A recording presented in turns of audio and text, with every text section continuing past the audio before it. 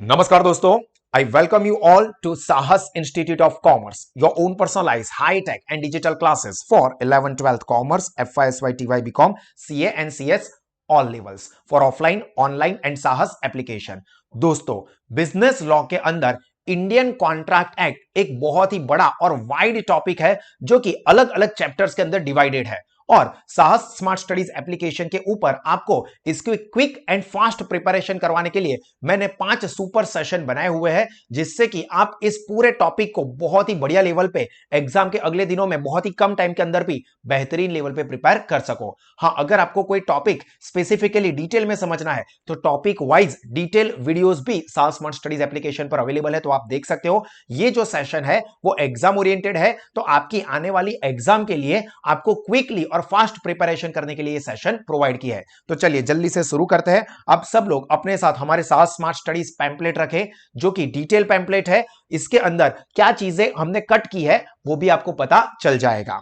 देखिए, सबसे पहला जो हमारा सेशन है पार्ट 1, इसके अंदर हम लोग डिस्कस करने वाले हैं नेचर ऑफ कॉन्ट्रैक्ट के सारे टॉपिक, जिसमें सबसे पहला अपना टॉपिक है meaning and nature of contract. या तो फिर आपको इस तरह से स्टेटमेंट भी याद रखना है, all contracts are agreement but all agreements are not contract. तो देखिए, सबसे पहले तो इंडियन कॉन्ट्रैक्ट एक्ट के सेक्शन 2 सबसेक्शन H के अंदर कॉन्ट्रैक्ट की डेफिनेशन दी है, जो कि आपको याद होनी चाहिए। तो according to section 2H, a contract is an agreement enforceable by law. Main words जो मैं यहां पर हाईलाइट करूं ना दोस्तों, वो आपके आंसर में खास होने चाहिए, आपको याद रहने चाहिए।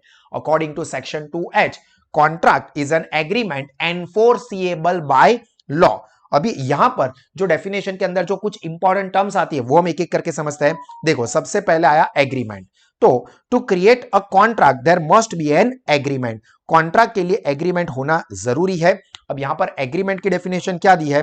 तो agreement means every promise and every set of promise forming consideration for each other. मतलब हर एक प्रॉमिस या सेट ऑफ प्रॉमिस जो कि एक दूसरे के लिए कंसीडरेशन बनता है। मैं फीस लूंगा, बदले में आपको बेस्ट एजुकेशन दूंगा, तो यहां पर आपकी तरफ से मिलने वाली फीस वो मेरे लिए कंसीडरेशन हो गया और आपको मेरी तरफ से मिलेगा एजुकेशन, वो कंसीडरेशन हो गया। तो हम दोनों ने जो प्रॉमिस की, जो कि एक दूसरे के लिए कंसीडरेशन बनता है। तो यहां पर एग्रीमेंट इज प्रॉमिस और every set of promise forming consideration for each other. ये मेन चीज है। अभी इसके अलावा जो कुछ एक्स्ट्रा चीज है उसमें क्या याद रखना है? Agreement means exchange of promises when two और more person promise each other to do something. ये इंपॉर्टेंट है, टू डू समथिंग और abstain from doing something. Abstain from doing मतलब नॉट टू डू। मतलब प्रॉमिस क्या करेंगे? या तो कुछ करने का या तो कुछ नहीं करने का, टू डू समथिंग और not to do something. Not to do something को प्रॉपर लॉ की लैंग्वेज में बोलेंगे abstain from doing something. Then an agreement comes to an existence. Further, promise means, अभी देखो यहां पर ऐसा आया कि एग्रीमेंट के लिए क्या होता है? प्रॉमिस। तो प्रॉमिस क्या है? तो प्रॉमिस मींस एक्सेप्टेड प्रपोजल और ऑफर। तो जब कोई प्रपोजल या ऑफर रखता है, उसको एक्सेप्ट कर लिया जाता है सामने वाली पार्टी के थ्रू, तो उसको बोलते हैं प्रॉमिस। तो कॉन्ट्रैक्ट इज एन एग्रीमेंट। देखो, इंपॉर्टेंट चीज क्या आ रही है कि जो कॉन्ट्रैक्ट है वो क्या है? एग्रीमेंट है। एग्रीमेंट है वो क्या है? प्रॉमिस है। और प्रॉमिस क्या है? Accepted proposal. तो ये तीन चीजें आपको याद रखनी है कि कॉन्ट्रैक्ट एग्रीमेंट है, एग्रीमेंट प्रॉमिस है और प्रॉमिस क्या है? Accepted proposal. Thus, in order to form an agreement, there must be a proposal or offer by one party and acceptance by other. ये इंपॉर्टेंट चीज है कि एग्रीमेंट के लिए क्या जरूरी है? प्रपोजल और offer by one party and its acceptance by another party. So ये चीज आप खास लिखोगे कि agreement is equal to offer plus acceptance. एक पार्टी दूसरी पार्टी को ऑफर करती है और वो दूसरी पार्टी जब उसको एक्सेप्ट करती है, स्वीकार करती है, तो उसको बोलते हैं एग्रीमेंट। और इसके लिए जरूरी होता है consensus ad idem. Consensus ad idem word का मतलब होता है agree upon the same thing in the same sense. दोनों के माइंड में सेम चीज होना, that is called consensus ad idem. मैं आपको बेहतरीन प्रिपरेशन करवाऊंगा यहां पर लॉ सब्जेक्ट की, ऐसा मैं बोल रहा हूं तो यहां पर लॉ मेरे माइंड में भी बिजनेस लॉ है और आपके माइंड में भी बिजनेस लॉ ही होना चाहिए। तो दोनों के माइंड में सेम चीज है तो उसको हम बोलेंगे consensus ad idem, means agreeing upon the same thing in the same sense. This means जो चीज मैंने आपको समझाई वही, both the parties must agree upon the subject matter. जैसे मैंने आपको एग्जांपल दिया कि बिजनेस लॉ, मैं और आप दोनों के माइंड में लॉ का मतलब, मैं यहां पर लॉ पढ़ाऊंगा आपको, इसका मतलब बिजनेस लॉ ही है आपके और मेरे माइंड में, तो उसको हम बोलेंगे हमारे दोनों के माइंड एग्री हुए, यानी कि कंसेंसस एड इडेम है। उसके बाद है second concept that is enforceable by law, यानी कि एनफोर्सिएबिलिटी। तो देखो, to form a contract and agreement must be enforceable by law.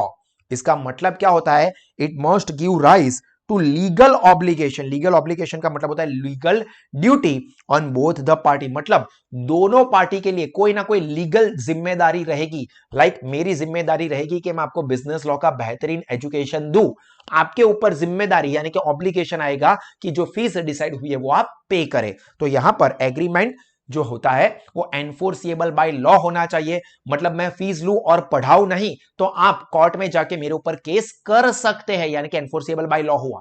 अगर मैं आपको पढ़ा दूं और आप फीस ना पे करो तो मैं कोर्ट में जाके आपके ऊपर केस कर सकता हूं, मतलब कि एनफोर्सिएबल बाय लॉ हुआ। Thus an agreement which gives rise to social, ये याद रखना है, इंपॉर्टेंट चीज है, एक्सेप्शन है, agreement give rise to social obligation is not enforceable, so it is not a contract। ये भी इंपॉर्टेंट चीज है, सोशल एग्रीमेंट जो होते हैं वो कॉन्ट्रैक्ट में नहीं आते हैं। इसी की वजह से यहां पर क्या कहा गया है, ऑल एग्रीमेंट्स या all contracts are agreement but all agreements are not contract. मतलब जितने भी कॉन्ट्रैक्ट होते हैं तो कॉन्ट्रैक्ट के लिए तो एग्रीमेंट का होना जरूरी ही है, बट सारे के सारे एग्रीमेंट कॉन्ट्रैक्ट नहीं हो सकते, क्योंकि एग्रीमेंट का कॉन्ट्रैक्ट बनने के लिए जरूरी होता है एनफोर्सिएबल बाय लॉ। तो अगर कोई एग्रीमेंट एनफोर्सिएबल बाय लॉ नहीं होता है तो वो एग्रीमेंट रहेगा, कॉन्ट्रैक्ट नहीं बनेगा। तो इसीलिए यहां पर हमको क्या एक्सप्लेनेशन आएगा कि contract means N agreement enforceable by law, so every contract is an agreement. So it is said all contracts are agreement, but all agreements are not contract. That means कि all agreement do not create legal obligation, और उसी की वजह से वो सारे के सारे enforceable नहीं होते हैं और वो contract नहीं बनते हैं। सिर्फ और सिर्फ वही agreement जो कि enforceable by law हो वही contract बन सकते हैं। तो contract is equal to agreement plus enforceable by law. Contract is equal to agreement plus enforceability by law. Clear हुई यहां तक की चीजें दोस्तों आपको?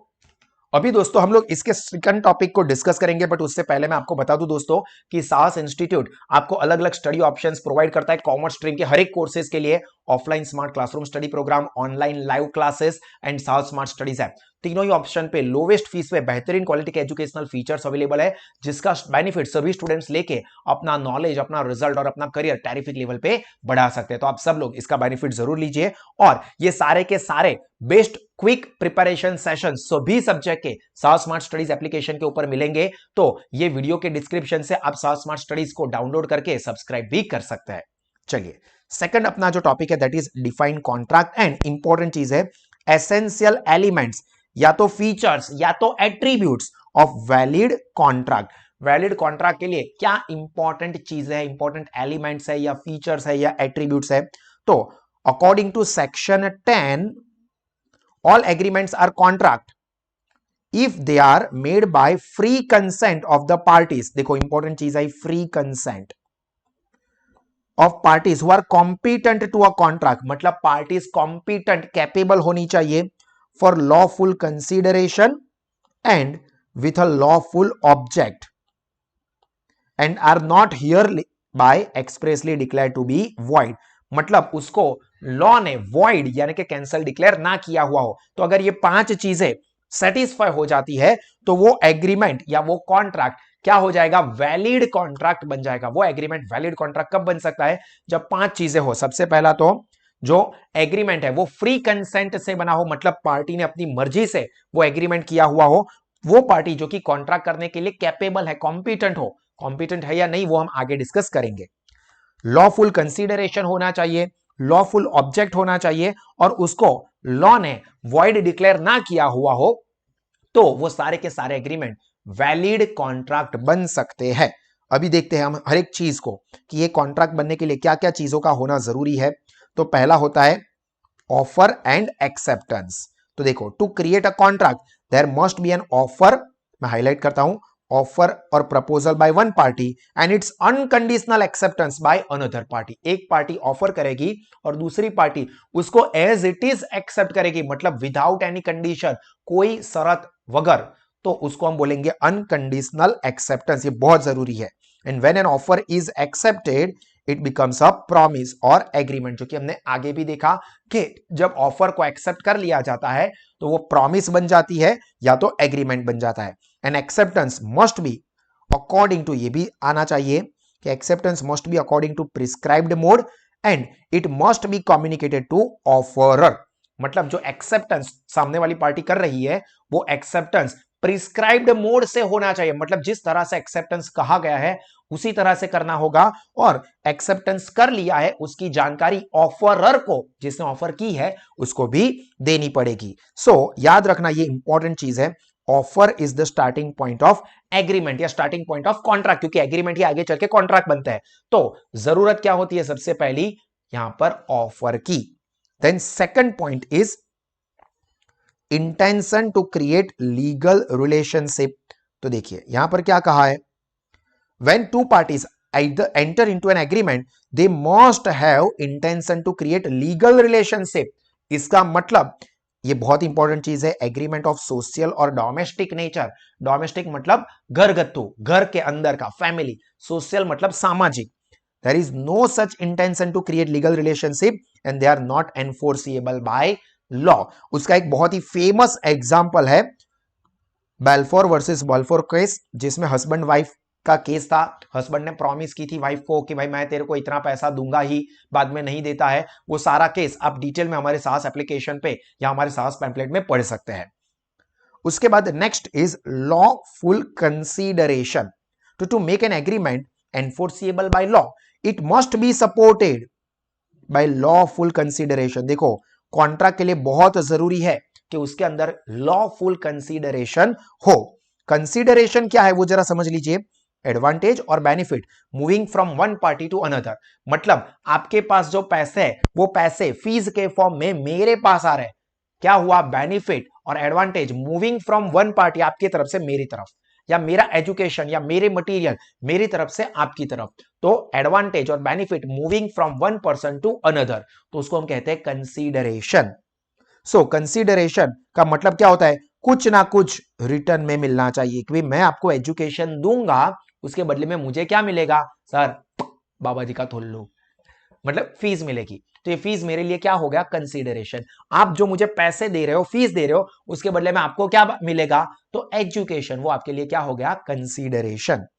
अब ये कंसीडरेशन, ये सारी चीजें इंपॉर्टेंट है कंसीडरेशन रिलेटेड, कि कंसीडरेशन कैसा होना चाहिए। तो consideration did not be always in cash और काइंड, कोई भी हो सकता है, मतलब कैश भी हो सकता है, काइंड में मतलब कैश के अलावा भी कोई चीज हो सकती है। कंसीडरेशन में बी इन कैश और काइंड, इस तरह से आप लिख सकते हो, कंसीडरेशन में बी इन कैश और kind, it may be an act और प्रॉमिस टू डू और नॉट टू डू समथिंग। मतलब कोई एक्शन भी हो सकता है या कोई प्रॉमिस भी हो सकती है कि भाई मैं, आप मुझे इतने पैसे दे दो मैं ये करूंगा, या आप मुझे इतने पैसे दे दो मैं ये नहीं करूंगा, तो ये भी कंसीडरेशन होता है। कंसीडरेशन में भी past, present and future, and it must be lawful and real, वास्तविक होना चाहिए। तो ये सारी चीजें आपके आंसर के लिए बहुत इंपॉर्टेंट है। Then next point that is capacity या कॉम्पिटेंसी ऑफ पार्टीज। जो हमने देखा कि जो एग्रीमेंट है उसके अंदर जो फ्री कंसेंट है वो पार्टी की होनी चाहिए, वो पार्टी जो कि कॉम्पिटेंट हो कॉन्ट्रैक्ट करने के लिए। तो the parties to an agreement must be competent to contract, parties must be competent to a contract, that means they must be capable of entering into an contract। और यहां पर ये याद रखना कि सेक्शन 11 कहता है कि वो कौन कौन से पर्सन है जो कि कॉन्ट्रैक्ट करने के लिए कैपेबल है, यानी कि कॉम्पिटेंट है। तो पहला तो वो पर्सन जो एज ऑफ मेजॉरिटी के हो, मतलब 18 ईयर से ऊपर के हो, साउंड माइंड के, मतलब मेरे जैसे समझदार, आप लोगों जैसे पागल अनसाउंड माइंड के नहीं, and not disqualified from contracting, जिसको लॉ ने कॉन्ट्रैक्ट करने से डिस्क्वालीफाई ना किया हुआ हो, वो सारे के सारे पर्सन कोई भी वैलिड कॉन्ट्रैक्ट कर सकते हैं। Then free and genuine consent, मतलब पार्टीज अपनी मर्जी से कॉन्ट्रैक्ट में एंटर होने चाहिए। देखो, it is essential for every contract that there must be free and genuine consent of all the parties. अब ये कंसेंट फ्री है ऐसा हम कब मानेंगे, तो इसके लिए ये क्राइटेरिया है। ये अगर चीजें हम लोग फॉलो कर रहे हैं तो वो अब हमारी कंसेंट फ्री, कंसेंट यानी कि परमिशन फ्री मानी जाएगी। A consent is said to be free if it is not caused or affected by, देखो not caused or affected by coercion, coercion का मतलब होता है फिजिकल थ्रेट, दूसरा होता है अनड्यू इन्फ्लुएंस यानी कि इमोशनल अत्याचार, फ्रॉड, मिसरिप्रेजेंटेशन या मिस्टेक। अगर ये पांच चीजों से हमारी कंसेंट फ्री है, मतलब ये पांच चीजों ने इफेक्ट नहीं की है हमारी परमिशन को, तो हमारी परमिशन फ्री मानी जाएगी। अगर इसमें से कोई भी एलिमेंट इफेक्ट करता है हमारी कंसेंट पे, तो फिर वो कंसेंट को फ्री नहीं माना जाएगा, वो वैलिड कॉन्ट्रैक्ट नहीं बन सकता। Then next point is lawful object या लॉफुल पर्पस, हेतु, इरादा, कॉन्ट्रैक्ट करने का लॉफुल होना चाहिए।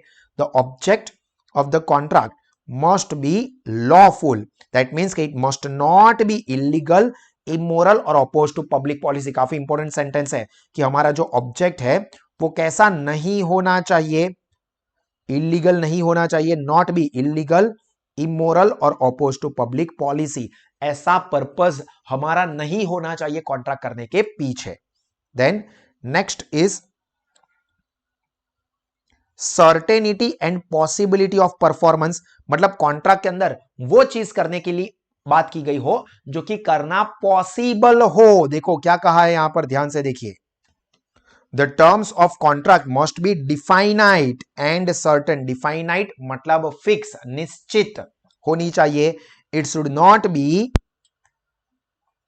इनडिफाइनाइट, वेग और एम्बिग्यूअस, ऐसी नहीं होनी चाहिए। कैसी? इनडिफाइनाइट या वेग या एम्बिग्यूअस। वेग है, वाग्यू नहीं, वेग मतलब अनसर्टन नहीं होनी चाहिए, नॉट अनसर्टन, फिक्स होना चाहिए। The terms and conditions of the contract must be possible, ये भी इंपॉर्टेंट है, टू परफॉर्म, मतलब वो चीज करने के लिए कही होनी चाहिए जो कि करना पॉसिबल है। मतलब वो लड़का लड़की को प्रपोज करता है, मैं तेरे लिए चांद तारे तोड़ के लाऊंगा, जला चला, पॉसिबल नहीं है, वो तो कहने की बात है, ये तो एक जुमला है। तो यहां पर ऐसे जुमलेबाजी नहीं चलेगी। क्या होना चाहिए?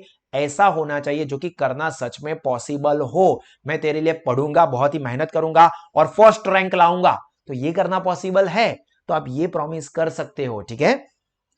There should not be an impossible condition, देखो इम्पॉसिबल नहीं होना चाहिए, not be any impossible condition कि भाई मैं मरे हुए आदमी में जान डाल दूंगा, मैं जिंदा कर दूंगा, ये सब बाबा संत और वो फकीर वकीर वो सारी चीजें नहीं होनी चाहिए। If an agreement is made to perform impossible act, it can not be enforce. मतलब आप ऐसा बोल रहे हो कि आप मुझे 50,000 रुपए दो, इसके बदले में मैं तुम्हारे मरे हुए दोस्त में जान डाल दूंगा, तो भाई ये एनफोर्सेबल ही नहीं है, तो वो वैलिड कॉन्ट्रैक्ट बन ही नहीं सकता। Then agreement not declared as void, agreement ऐसा होना चाहिए जिसको लॉ ने वॉइड डिक्लेयर ना किया हो, should not be such which has been declared void by any law, किसी भी लॉ ने उसको वॉइड डिक्लेयर ना किया हुआ होना चाहिए। लाइक फॉर एग्जाम्पल पत्ते खेलना, जुआ खेलना, ये लॉ ने वॉइड डिक्लेयर किया हुआ है। लॉटरी निकालना, लॉ ने इसके लिए मना किया है, तो फिर वो वैलिड कॉन्ट्रैक्ट हम नहीं बना सकते। And last one is legal formalities, मतलब कॉन्ट्रैक्ट के अंदर बाकी की जो लीगल फॉर्मेलिटीज होती है, लाइक रजिस्ट्रेशन करवाना पड़ेगा, स्टैंप करवाना पड़ेगा, सिग्नेचर होनी चाहिए पार्टीज की, तो वो सारी एसेंशियल चीजें भी वैलिड कॉन्ट्रैक्ट के लिए होनी चाहिए। क्लियर? तो यहां पर हमारा एक important topic meaning and essential element of valid contract complete हुआ। 2 मिनट वीडियो को पॉज करके जल्दी से इसको पढ़ लीजिए।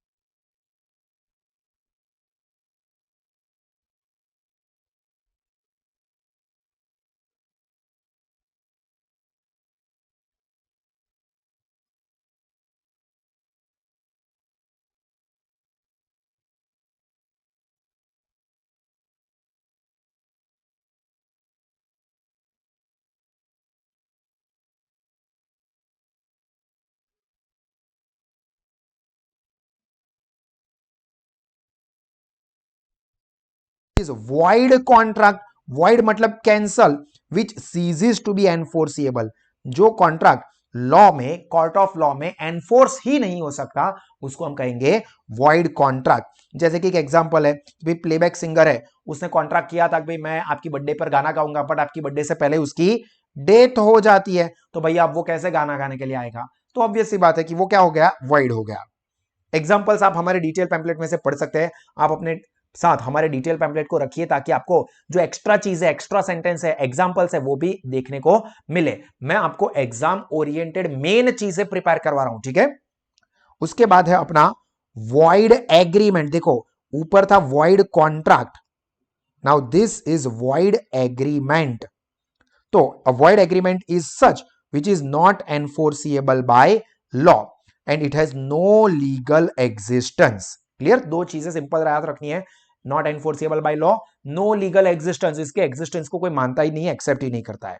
देन अनएनफोर्सिएबल कॉन्ट्रैक्ट, जिसको एनफोर्स नहीं कर सकते, अभी देखने जाओगे ना तो गोल घूम के आपको एक ही चीज लगेगी, which is not enforceable in the court of law due to some legal और टेक्निकल डिफेक्ट। ये वर्ड है कि सर ऊपर वाला भी और इसमें भी, तो डिफरेंस क्या है? तो इसमें कोर्ट ऑफ लॉ में एनफोर्स नहीं कर सकते बिकॉज ऑफ सम लीगल और टेक्निकल डिफेक्ट, लाइक पार्टी की सिग्नेचर ही नहीं है, या उसके ऊपर जरूरी स्टैंप ही नहीं है, या उसके ऊपर रजिस्ट्रेशन ही नहीं करवाया है, तो उसको हम बोलेंगे unenforceable contract. And the last one is illegal agreement, वो एग्रीमेंट जो कि इमोरल हो, इमोरल और क्रिमिनल इन नेचर और oppose to public policy. Immoral, illegal and oppose to public policy, ऐसे सारे एग्रीमेंट को हम लोग क्या बोलेंगे? Illegal agreement. Then next category, classification of contract according to its formation. Formation के बेसिस के ऊपर कॉन्ट्रैक्ट के क्या क्या टाइप होते हैं? तो जब कॉन्ट्रैक्ट बनता है तब या तो वो एक्सप्रेस कॉन्ट्रैक्ट होगा, एक्सप्रेस मतलब प्रेजेंट हो चुकी है, सारी चीजें प्रेजेंट, तो terms and conditions are clearly mention either by spoken और रिटन वर्ड। मेन चीज क्या है कि terms and conditions are clearly mention, तो उसको हम बोलेंगे एक्सप्रेस। मतलब वो कॉन्ट्रैक्ट जिसमें ये सारी चीजें एक्सप्रेसली नहीं है बट इंप्लाइड है, बिहेवियर से या कंडक्ट से या सिचुएशन से माननी है, उसको बोलेंगे इंप्लाइड कॉन्ट्रैक्ट। तो कॉन्ट्रैक्ट विच इंप्लाइड और taken for granted from the conduct of the parties, party के कंडक्ट से जो पता चल जाता है। फॉर एग्जाम्पल के तौर पे लड़के ने लड़की की मांग भरी और लड़की भी खुशी खुशी उसके साथ चली जाती है, तो मतलब किसी ने कुछ कहा नहीं बट शादी हो गई, ये एक एग्जाम्पल है। बट यहां पर क्या हुआ कि कुछ बोला या कहा नहीं है, लिखा नहीं है, बट एक्शन से, बिहेवियर से ये पता चल जाता है। जैसे कि आप बस में जाके बैठ गए, अभी बस के ऊपर लिखा था कि अहमदाबाद जाएगी और आप बस में जाके बैठ गए और वो आप अहमदाबाद पहुंच भी गए, तो इसका मतलब कि आपके कंडक्ट से वो कॉन्ट्रैक्ट बन गया। Then next one is quasi contract. Quasi मतलब सिमिलर टू कॉन्ट्रैक्ट, जो कि एक्चुअली में कॉन्ट्रैक्ट नहीं है बट सिमिलर टू कॉन्ट्रैक्ट, जो कि लॉ इंपोज करता है, जिसके अंदर ड्यूटी जो है वो लॉ इंपोज करता है। मतलब दोनों पार्टी जो है उन्होंने मिलकर ये नहीं किया है, बट कोई सिचुएशन ऐसी है जिसके हिसाब से कोई लॉ जो है वो किसी पार्टी के लिए कोई ऑब्लिगेशन फिक्स करता है, तो उसको कहते हैं क्वेसी कॉन्ट्रैक्ट या कंस्ट्रक्टिव कॉन्ट्रैक्ट या सेमी कॉन्ट्रैक्ट भी उसको कहा जाता है। Then next category, that is classification of contract on the basis of performance. तो परफॉर्मेंस के बेस के ऊपर, तो पहला तो हो सकता है परफॉर्मेंस हमने कंप्लीट कर दिया हो, यानी कि एग्जीक्यूटेड। एग्जीक्यूटेड मतलब पार्टी ने अपने परफॉर्मेंस को कर दिया हो। Both parties have performed, not perform नहीं है यहां पर, performed their respective obligation, perform their obligation, उनकी जो ड्यूटी थी वो उन्होंने कर दी।